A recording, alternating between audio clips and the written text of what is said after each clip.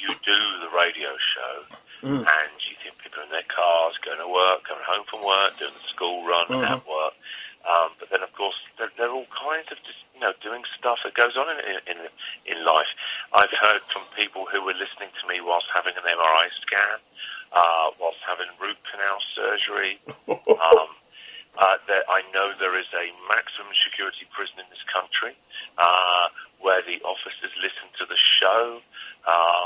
It's all kinds of places that people listen to the show. I find it endlessly fascinating. Okay. But that's the great thing about radio. It is. It's a great medium, isn't it? Portable, and that's why radio is still so important to us. It's your friend that you can take anywhere, isn't it? It is. It's great. And with the internet now, you can literally broadcast across the world at the same time as everywhere else. You're quite right. And it's just amazing. I'm quite blown away. I'm not saying I'm anywhere near as good as you, but I get letters from America or emails from America saying how much they love the show or how much they don't like the show. Right? And that is amazing. I'm amazed by that. It really is fun. This is Seclo Sounds, and you can listen to us by clicking Listen Live on our homepage at seclosounds.org for a choice of players. Via TuneIn Radio at www.tunein.com, search for Seclo Sounds and listen online or download the TuneIn app. You can download the Seclo Sounds iPhone app from the iTunes App Store, and you can listen to us on demand at our replay page. You're listening to the Sticks Radio Show with me, Terry Sullivan. Let's rejoin my guest, Absolute Radio's Christian O'Connell. Anybody who wants to become a DJ, radio host, or whatever you'd like to call it, what advice would you give to them? Well, there's nothing stopping them getting off their backside. It's never been easier to try and do that. I get a lot of emails like this every day from young teenagers and stuff like that. I say, if I was a teenager now, I'd be already doing my own radio show. There's a thing called YouTube. Just load up, you can start podcasting, do a radio show, get a microphone, get your voice out there and start to... Do you know what? It's the same as stand-up, actually. It's like you need to build up your air miles. You're only going to get any good at doing radio by doing radio. And it doesn't matter how many people... You don't get better just because the shows are bigger. You get better by doing it.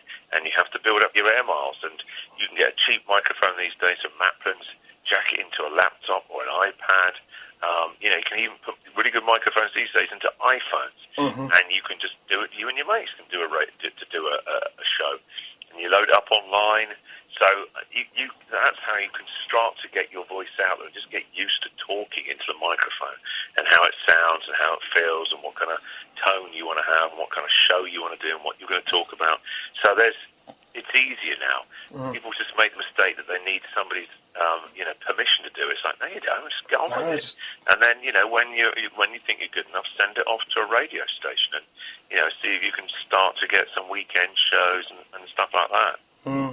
Yeah, I mean, I must admit, I fell into it myself, which is because I'm a journalist by trade, and I did a show with a gentleman on this particular station, and he invited me in to talk about what I do, and the rest is history. Really, that was about 4.5 years ago, and I've been doing one a week ever since. So it is very, very simple. I'm quite blown away by how easy it is to do. Really, what's the oddest thing you've ever read about yourself, Christian? Because I bet you've read some great things in the papers and online about yourself. The oddest thing I ever read about myself was that I'd had a fist fight with Chris Evans. Really?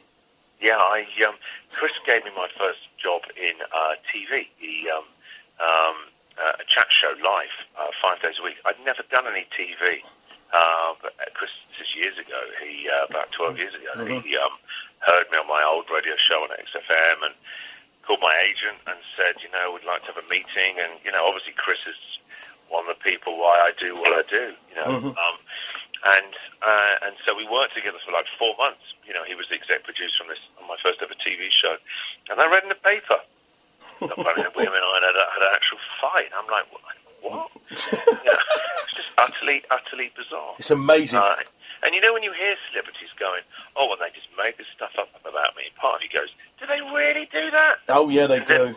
And then when I read about my stuff, I'm like, yeah. They do, They do, yeah. But made me laugh. I was like, crikey, yeah, that does actually happen then. Oh, it's a very sad situation when they do that, though, isn't it? Who would you say are your radio heroes? Well, we've lost one of them recently this year, and that's the late great Sir Terry Wogan. I know. It's genuinely a really, really nice bloke. Not just so talented at talking and being on the radio and being on TV, but just a really nice guy, super friendly, was always really nice to me, and when he didn't need to be, utter gentleman. The great thing about Terry Wogan is he had a really subversive streak to him. He loved a dirty joke, and if you ever heard his radio show, he was a lot edgier at times. It was just with that lilting charm, the Irish charm, that he just got away with it, where sometimes you didn't even notice what he just said. It was so subtle. I revered Terry. Yeah. Just brilliant. It was Danny Baker, Chris Evans. I mean, Howard Stern is still the best interviewer on TV or radio over in America. And there are a lot of good podcasts I listen to now as well of shows that are online. I listen to more podcasts than I do radio these days. I know a lot of people do. Now, one last question, then we'll talk about your live show, which you're going to be doing. Who's your favourite artist and band? You can only play one record.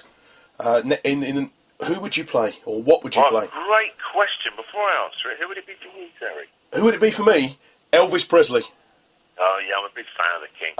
When I was 13, I got into Elvis Presley. Right, this is grown up in the 80s, okay, and I went to a hairdresser's with a photo of Elvis Presley. It was one of those like Mr. Tops where you get all they did was a crew cut for £3.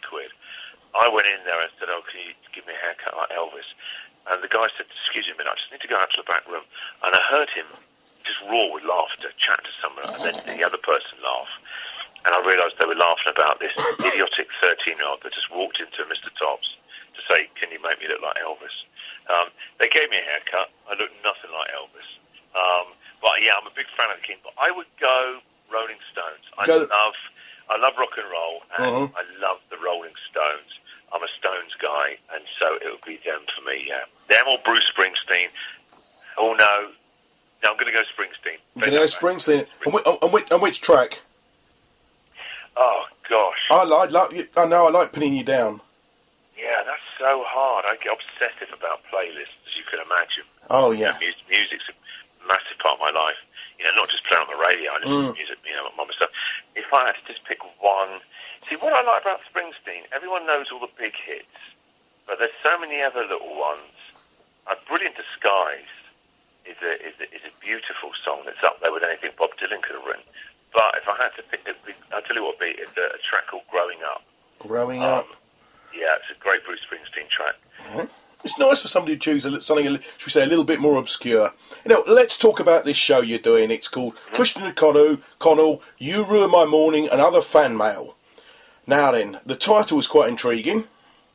Well, it's because I've been doing radio for 17 years. I've collected all the weird, odd, and abusive complaints I've ever had, and we go through them during the show. And I tell you one thing I've noticed is that one of the biggest changes is the amount of complaints people like me now get.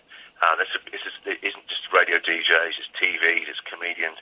And I don't think it's anything to do with that we're any more offensive. I wouldn't be in my job. I'd be fined and suspended or sacked by now.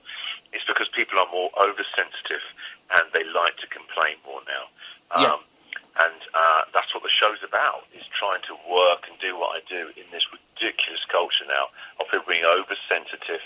And it is like every week the online mob are demanding that someone is made to apologise or fired. One week it's Clarkson, then it's Katie Hopkins, and it'd be a comedian and he needs to apologise for a joke they didn't like that he said. And it's getting really silly at the moment, where it will affect our freedom of speech, and it will affect, the kind of humour that we get and what we see and hear on TV and radio. Yeah. So it's about that, really. It feels like it's a show that it's a conversation I've been having with myself now for about 5 or 6 years, I just noticed. And when I read the complaints out, as I do on stage, genuine complaints, people afterwards are just stunned. They're like, "They complained about that?" I'm like, "Yep." Yeah, it's unbelievable, isn't it? What people complain. We don't. Some people don't complain enough. Other people complain about anything, and we don't also praise the good stuff. I remember a few years ago, I was away in New Zealand. I bumped into this guy who was the censor on NBC, and I asked him. It was around the Janet Jackson wardrobe malfunction on the Super Bowl, It was the same year, and I said to him, "Were you on duty that night?" He said, "No, but my mate was." And I said, "Well, how many complaints did you get?" He said, "We had about 600. He said, "But it was about 600 million people watching the show." And I said, "Well, the other 599 million people didn't phone in to say how much they enjoyed seeing Janet with no top on." And I think that just about sums up the country, really, doesn't it?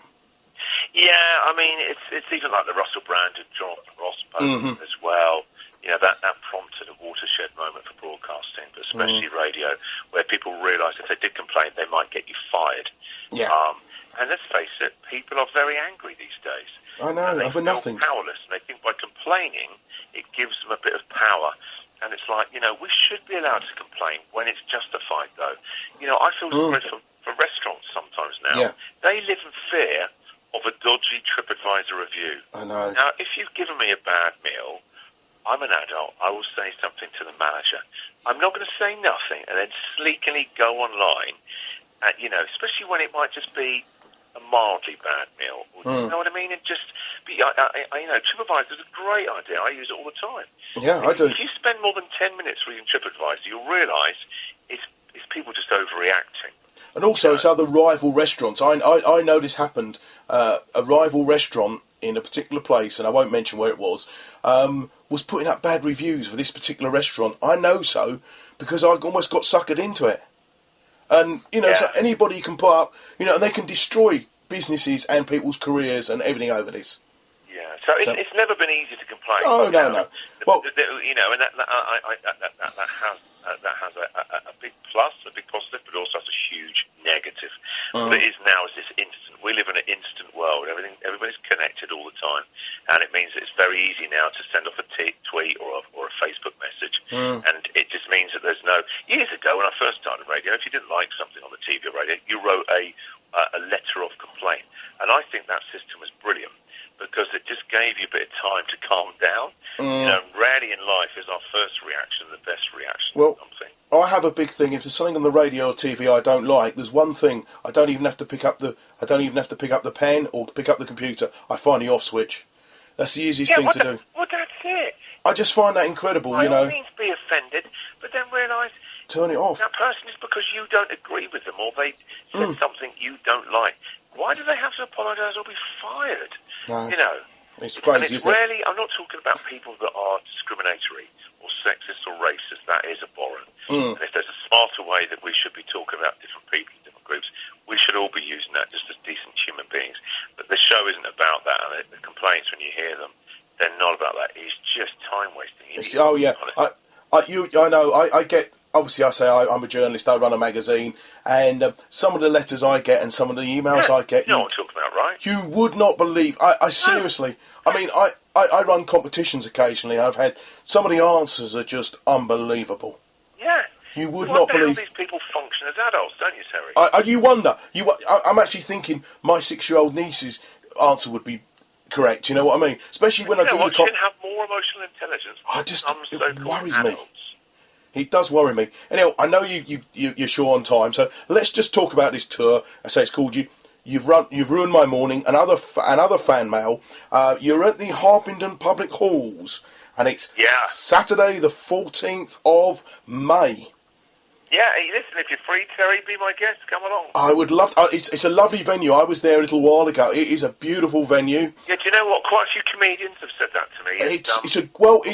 It's intimate. It's a nice intimate venue. It's a beautiful place. Harpenden's a lovely area in hell. And if people want to get tickets, it's harpendenpublichaLLs.co.uk, and the phone number there is 01582 762 880. And of course, they can keep in touch with you. You've got a website. It's christian-o-connell.com. And also, you tweet, don't you? It's a lovely one. I like it because you call yourself OC. It's at OC. It's easier than putting Christian O'Connell with too many letters on Twitter. So OC is a lot easier to find than trying to find O'Connell. I know. And all that. It's like mine. What it means is I get loads of tweets from California. People thinking that I'm Orange County. That I'm the office for them. So a lot of my followers, I think they're following Orange County and not just some bloke from over in England. Okay, well, thank you very much for your time today, Christian. It's been an absolute pleasure. Good luck with the radio show. I know you don't need it, the amount of awards you've won over the years. I always need luck, and I appreciate it, Terry, and good luck. It was really nice to speak to